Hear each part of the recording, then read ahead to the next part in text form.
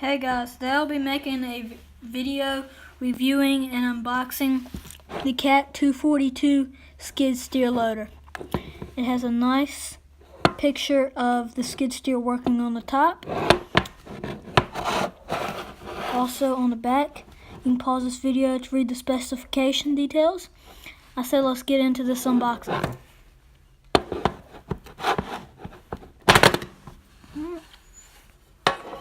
Comes with your CAT scale and CAT model replica book of other models.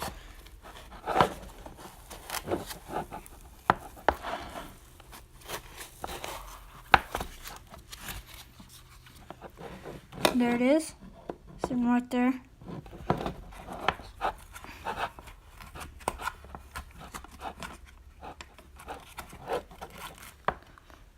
Here is the main model. This is the height it goes, and this is the dump angle. It does come with 3 other attachments. First you got the pallet forks. Then you got the log grapple right there.